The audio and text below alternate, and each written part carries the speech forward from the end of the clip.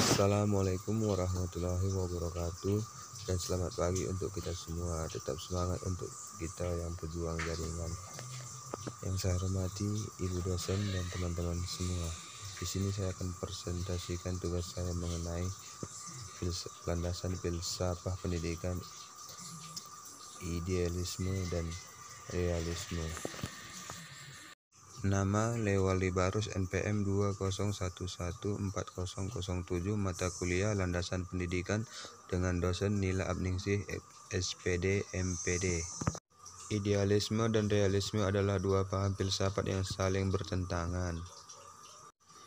Idealisme telah dianut oleh tokoh-tokoh pemikir, baik dari barat atau timur, selama lebih dari 2000 tahun. Selama pertengahan kedua dari abad ke-19, idealisme merupakan filsafat barat yang dominan. Realisme tidak pernah dipersoalkan oleh pemikir-pemikir barat sampai abad ke-17. Kebanyakan orang mengira diri mereka itu ada di tengah-tengah dunia benda-benda yang tidak ada hubungannya dengan mereka. A. Idealisme. 1. Definisi idealisme. Kata idealis dalam filsafat mempunyai arti yang sangat berbeda dari arti dalam bahasa sehari-hari. Secara umum, kata idealis berarti 1. Seorang yang menerima ukuran moral yang tinggi, estetika, dan agama, serta menghayatinya. 2. Orang yang dapat melukiskan dan menganjurkan suatu rencana tiap pembaharuan sosial adalah seorang idealis dalam arti kedua ini, karena ia menyongkong sesuatu yang belum ada, atau mereka yang berusaha mencapai perdamaian yang abadi atau memusnahkan kemiskinan juga dapat dinamakan idealis dalam arti ini. Kata idealis dapat dipakai sebagai pujian atau olok-olok. Arti filsafat dari kata idealis ditentukan lebih banyak oleh arti bahwa kata ide daripada kata ideal.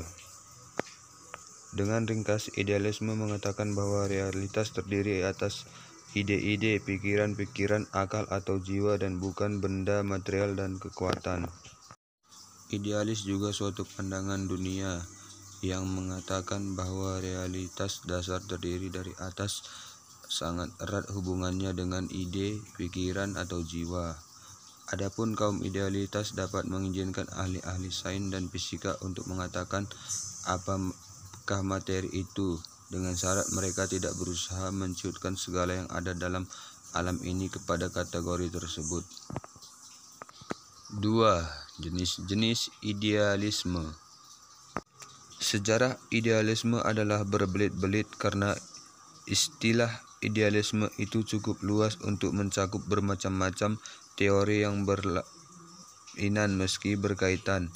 Ada ahli-ahli filsafat menggunakan istilah tersebut dalam arti yang sangat luas sehingga mencakup semua filsafat yang mengatakan bahwa kekuatan-kekuatan spiritual atau non-material menentukan proses alam. Adapun jenis-jenis idealisme antara lain: A. Idealisme subjektif, idealisme objektif, C. Personalisme. Adapun pemaparan dari jenis-jenis idealisme. A. Idealisme subjektif.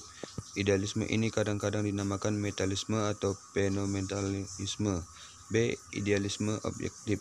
Banyak filosof idealis dari Plato melalui Hegel sampai filsafat masa kini menolak subjektivisi yang ekstrim atau mentalisme.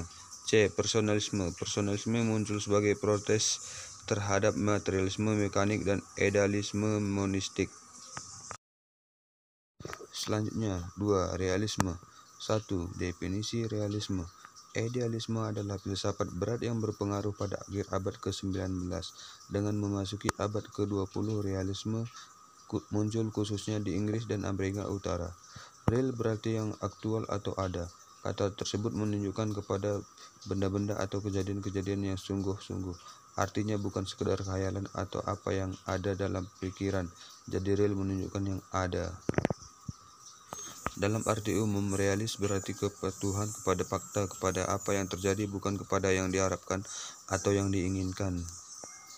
Dalam filsafat, kata realisme dipakai teknis dalam arti sempit.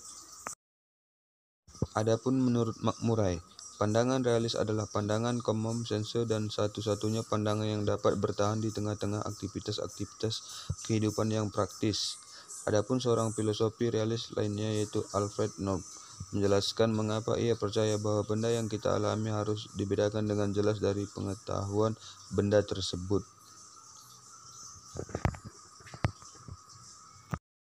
Jenis-jenis realisme. Realisme adalah suatu istilah yang meliputi bermacam-macam aliran filsafat yang mempunyai dasar-dasar yang sama. Sedikitnya ada 3 aliran dalam realisme modern. Pertama, kecenderungan kepada materialisme. Kedua, kecenderungan kepada idealisme. Dasar eksistensi mungkin dianggap sebagai akal atau jiwa yang merupakan seluruhan organik. Dan yang ketiga yaitu terdapat kelompok realis yang menganggap bahwa realitas itu pluralistik dan terdiri dari bermacam-macam jenis. Ada juga yang kadang dinamakan realisme platonik atau konseptual atau klasik adalah lebih dekat kepada idealisme modern daripada realisme modern, dengan asumsi yang real itu bersifat permanen dan tidak berubah. Plato mengatakan bahwa ide atau universal adalah lebih real individual. Nilai dan ideal adalah khayalan belaka dan tidak mempunyai dasar yang objektif. Sikap semacam itu adalah akibat abstraksi dan penekanan beberapa aspek realitas serta menganggap sepi aspek-aspek lain.